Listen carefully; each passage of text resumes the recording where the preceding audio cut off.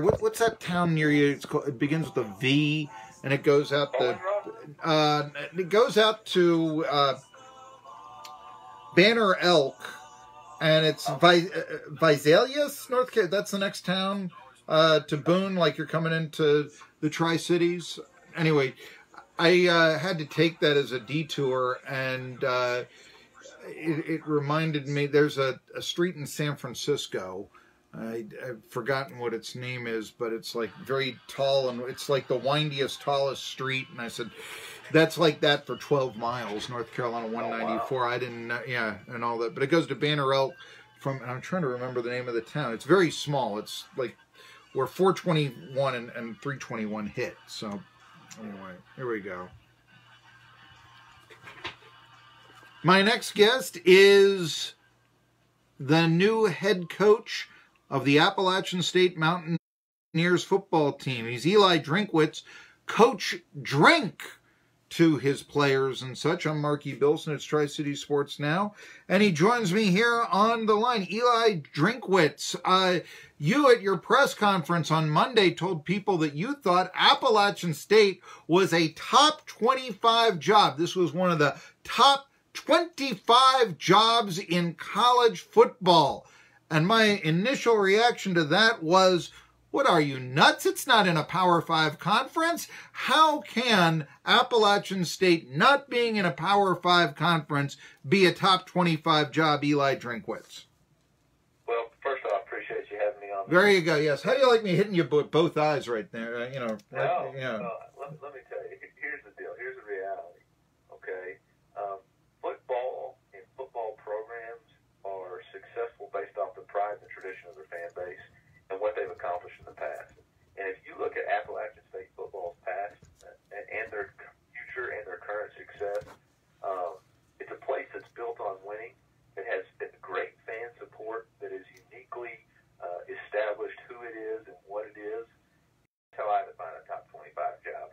People get caught up in the Power 5 versus Group of 5 debate. All right. Well, the fun is in the winning, and the winning is in the championships. All right. And so there's some big time conferences or whatever. All right. Big time's where you're at. All right. And coming up here, that let me know I made the right decision, and this is an unbelievable Forest game this year, and that requires from the Tri-Cities that you drive through Boone, and I remember on all the cars, 421, 321, the main drag through Boone, the fans are out on the street. Meanwhile, I get to the Wake Forest game, 15 minutes before kickoff, I'm able to just drive right onto the parking lot, no problem right there. You're coming from the ACC, Duke and Wake Forest, which might not be considered to be great, have great football fan bases. How do you think Appalachian State compares to them? Well, here's what I try not to do. I don't get a ton into the comparison game. Okay. As far as us versus them, I just fans who care about their program and care about the traditions that we have and the young men that are involved in our program. And look, people are going to get caught up in this, that, size, whatever. I know that we have an unbelievable stadium, Kid Brewer Stadium. I know that our fans are going to be here every game, and it matters to them. And that, to me, is what sets us apart. It matters to them. You go down, I was fortunate enough to go down to New Orleans, and the passion that was being demonstrated by our fan base at a special time. Well, one of the things about the New Orleans Bowl is I thought that was a step up for the Appalachian State program. No longer was it a bowl game against a MAC team where it was played. I mean, this was New Orleans, but it was a program that also had come a long way, and you know what I'm trying to say right here. What is the next step for Appalachian State football? What's the next level that you think they can attain? Well, I think there's a desire and a want to continue to climb out and be a representative of the Group of 5. But there's a process to get that.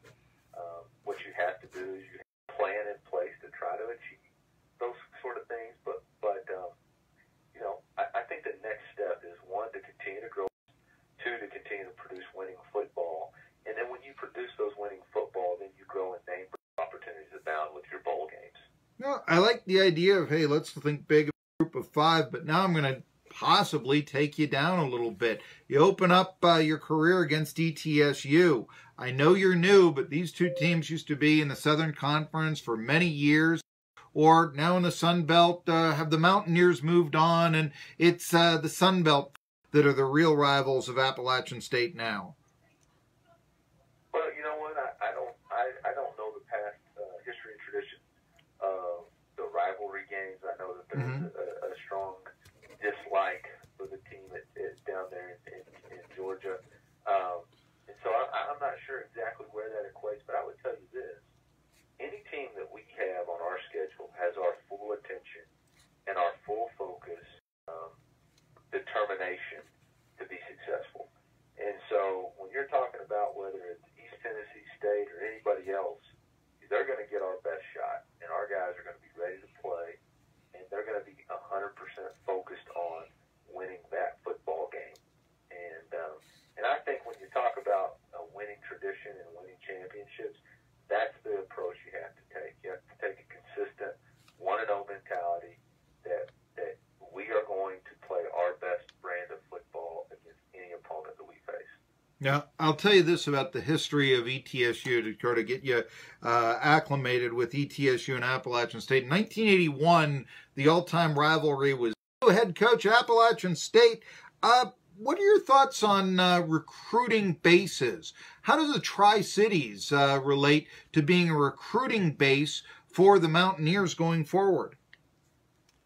Well, anytime you're going to continue to sustain your program, you have to begin with recruiting locally and with recruiting within what we consider a gas tank radius. That's where our best fan support is. That's where our brand is going to be recognized the most. And we want to supplement, or we want to base our foundation to be with those areas, and then we will supplement those, further out. But you're always going to want to make sure that we recruit the best that we can get locally, and find those players and make sure they play for the Appalachian State Mountaineers. Okay. Well, I do want to, the gas tank radius.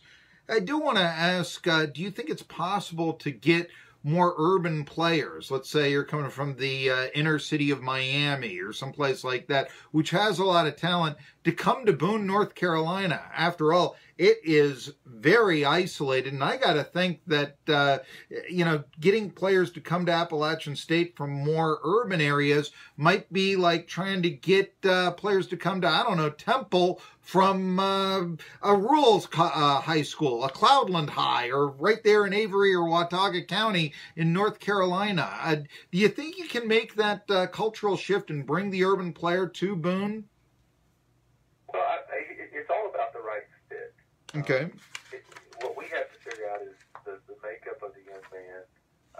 Does he have the attributes of what we're looking for that's going to fit Boone, North Carolina? And not everybody's going to do that. There's some young men that Boone's not for them. But there's plenty of young men out there that Boone is the fit for. And so that's our job to determine if this is a young man, and does he have the support from his family to make this his home for the next 4 to 5 years. And if it's not, then we have to do a good job of moving on to the next opportunity for a recruit. So that's part of coaching. I don't think you try to fit a round peg in a square hole. I think you make sure that Tailor it, being the offense, to him. A quarterback is Zach Thomas. Yeah, I like that. Not trying to put a round peg into a square hole or vice versa, that sort of thing. Talk about what you're going to try to do with Zach Thomas. How are you going to try to tailor the offense to that quarterback? Well, the first thing I'm going to tell you is that I've got to work with Zach, and I've got to get to know him, and we've got to exchange ideas. He's got to see the foundations of our offense, the DNA of who we are, and then we got to figure out what he's best at, and then push the offense in that direction. And again, it's hard for me to say exactly what he's going to be really good at until I get a chance to really work with him, see how his mind works, see how he sees defenses, what offensive schemes fit his, fit his brain. Because everybody's just a little bit different, and I don't want to sit here and put myself into a corner until I get a chance to work with Zach and see him this spring, and then we'll get together with our offensive assistants and come up with a plan. I know that footballscoop.com is reporting that Nick Cardwell, who was Appalachian State's old tight end coach, is not being retained. If I'm wrong about that, please correct me. But are you looking to bring in some of your former co-workers at NC State, maybe giving them a step up in their coaching careers at Appalachian State? Or how are you going to try to put together a staff? Well, my goal is to bring the very best and brightest candidates that we can to Appalachian State. Guys who can meet the championship standard, that are great great men of character, that live what they preach, being good husbands, good fathers, good mentors to young men, know the game of football and coached it at a high level, and have developed young men, in this game.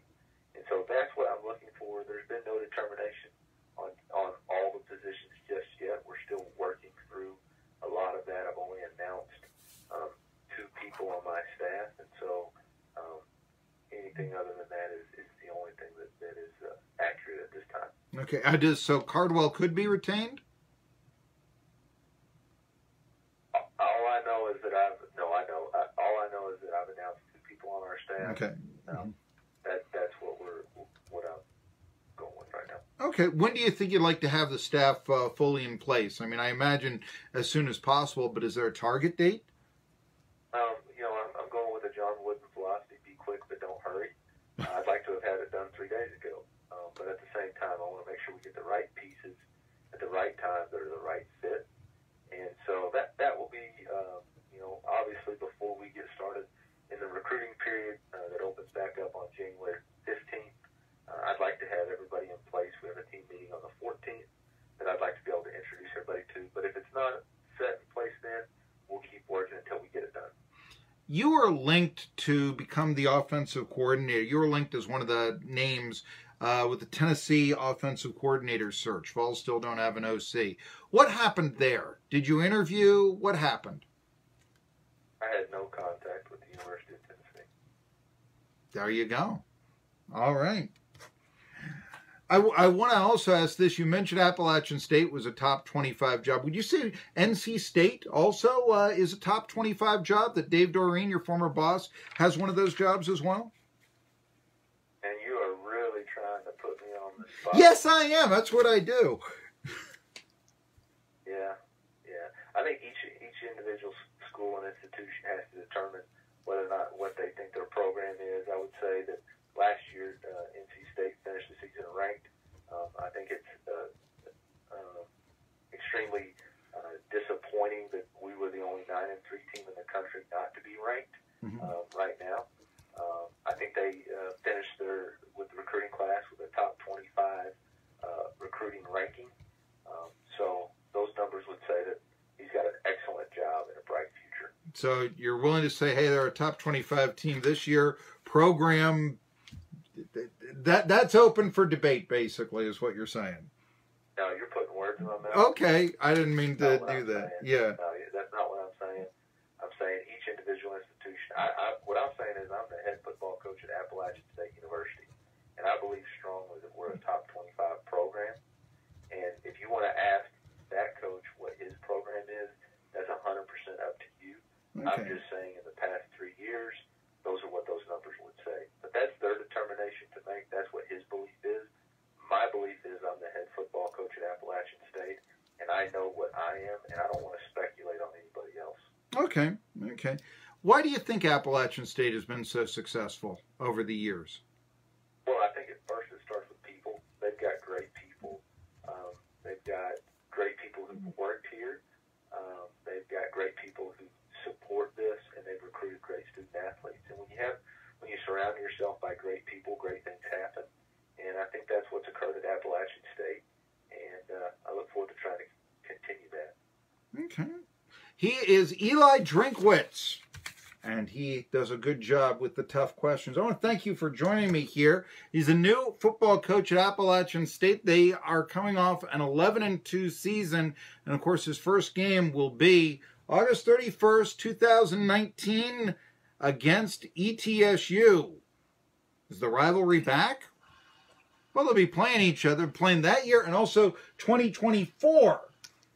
And also, I believe, North Carolina and South Carolina coming into Boone on future schedules. So things are looking up for Appalachian State. They have grown since their days in the Southern Conference. We'll be back after this. Tri-City Sports Now. Thank you very much for your time.